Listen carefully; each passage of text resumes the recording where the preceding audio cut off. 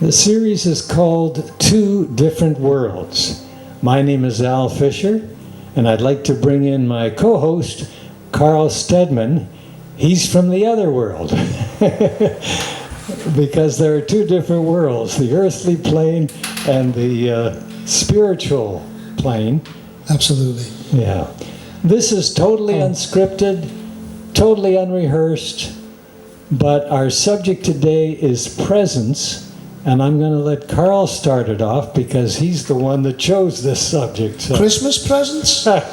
No, with a C. About being present. We are present whether we like it or not, but usually our mind is somewhere else. But I'll let you start off, Carl. I do like Christmas presents. Presence has been in the moment. We spoke before about how the ego works. It's worrying about the future or going over the past in our mind. And to become present, we basically stop thinking. And it is possible. Yeah, that's scary to most people because that has been their identity.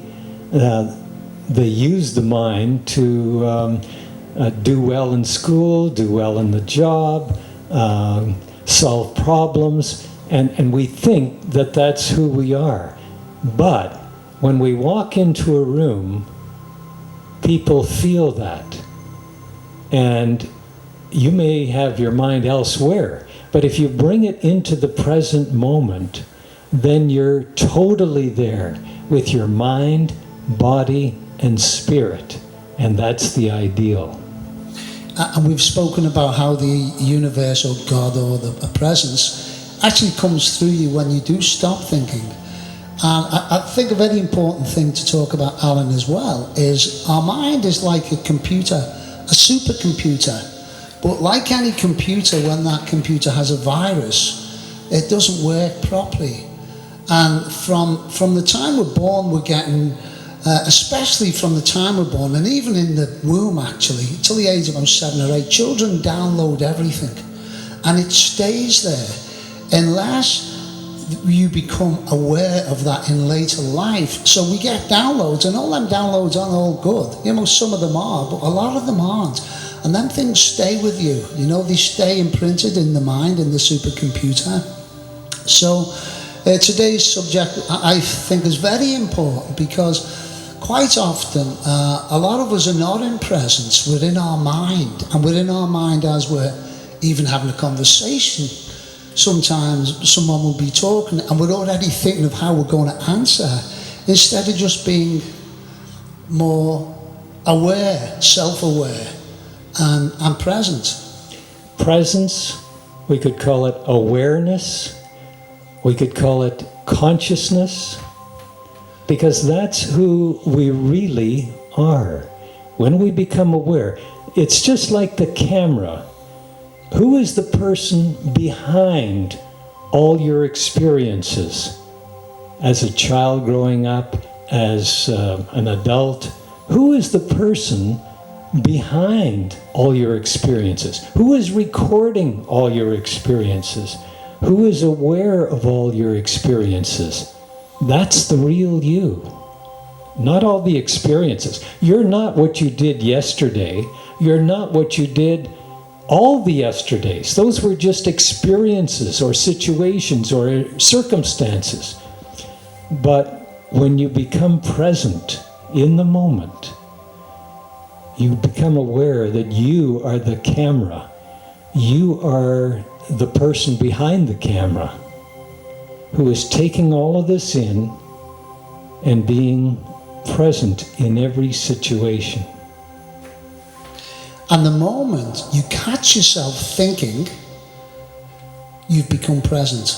Right at that moment, when you think, I'm thinking of that same thing again, you've become present. And the more we can catch ourselves doing that, we've all done it, and I'm not saying I don't still do it, I'm sure you still do it, Alan, but I catch myself much quicker now than I used to. Because, as I say again, when I teach the children, everything becomes a habit. So thinking actually has become a habit. And also, presence can become a habit. We talk about meditation, and in meditation we want to become still. Well, we can do a meditation when we walk in the forest, when we walk by the lake. If we are present, if we're looking at the ocean or looking at the lake, but not thinking about things when we're doing that, just actually be present and just flow with that. Take it all in. Take in the beauty, the wonder of being a human being. That is so amazing. You talk about our brain as a computer, supercomputer. What created that? What created skin, our eyes, our ears? I mean, it's amazing. And it's wonderful when you become aware of that and to be present in the moment. It's a miracle, really. And then you can get comfortable with just being. The spaces in between the words. You don't have to fill every moment. As Carl was saying, you don't have to be thinking ahead to how you're going to answer somebody else. You don't even need an opinion. That's all different than our usual way of thinking. You just have to be. We've been programmed from when we were little. All these negative things, all these things that are going on in the world, in politics and economics and all the rest of it. But when you remember who you are, what created us, and this power that is coming through us, all you need to do is be present, be still, and know who you are. And I don't think there's a more important time in the history of humanity for us to all understand that right now, because the whole world is in a state of fear right now. And a lot of the messages that have been put out by mainstream media don't help that. And so it's a perfect time to practice this presence, Alan, to come into that moment, because in the moment, everything is good. But it's what our mind then starts to think, but what about next week? And I know, again, I don't think I'm not being compassionate by people out there. I know there's a lot of people going through a really hard time right now, financially and in so many different ways. But if we can start to bring that presence into our life more, there was a saying, I can't remember who said it, but it's not the situations in your life that cause the suffering. It's the way you view them situations. So it's the thinking of the situation that causes the pain, Alan. As long as we're alive, we're going to have situations. It's how we handle it and who is handling it. If you allow life to handle the situation, and as you say, this is a perfect time because we can't plan. Nobody knows what the future is going to bring. We're not in our routines anymore. We are forced into the present moment. So we might as well bring our awareness, our consciousness, and our presence into this present moment. And then we can live where life is, because life is in the present. And I think it's a great time to teach our children this.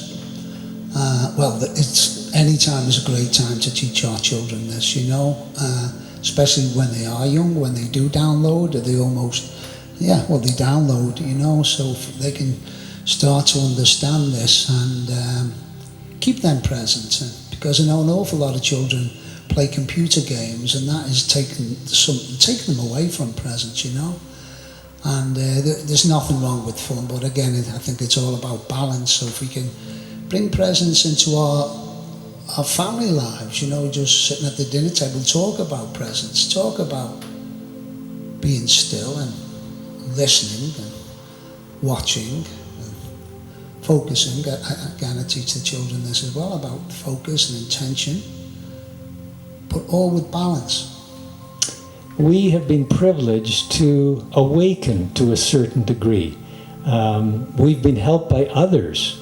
We needed mentors. We needed our own experience to come through this. So I know that it's hard to understand what we're talking about if you've never been still enough, aware enough to awaken to this consciousness. I mean, we are changing thousands or if not millions of years of evolution on this planet. Now is the time. And there's no other time than now. And if not us, then who? You know, we look to our leaders, we look to television personalities or athletes, but what about the average person? What about you and me?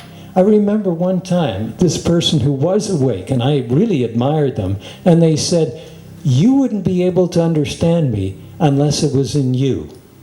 And that's what we're offering here today, is for you to wake up, to awaken to this beautiful state, because it's in you. You don't have to do anything. It's already in you, the life force within. And we spoke about this on another episode as well, and what you'll find when you are in that presence, the life will flow through you, and whatever you do will be better. You'll do it much better than thinking. It will just happen. And Alan, I'd like to finish off what you said before. You said, if not us, who? And I'd like to say, if not now, when? There's no time like the present. There's no time like the present. So I think we're going to wrap this one up. Again, I'd just like to finish by saying that we're all in this together. Many different people with many different opinions. And to make sure, no matter who is right or wrong, let's make sure we get through it no matter what. And that we will get through it by all knowing that we can create a better world, because we're all amazing. And when we all understand, and when you're in this presence, we're no different, no matter what our skin colour, no matter what our religion. We all want the same thing on this one beautiful round planet. Thank you, Carl. Thank you, Alan. Take care, guys. See us next time on Two Different Worlds. He's the husky guy, I'm the skinny guy.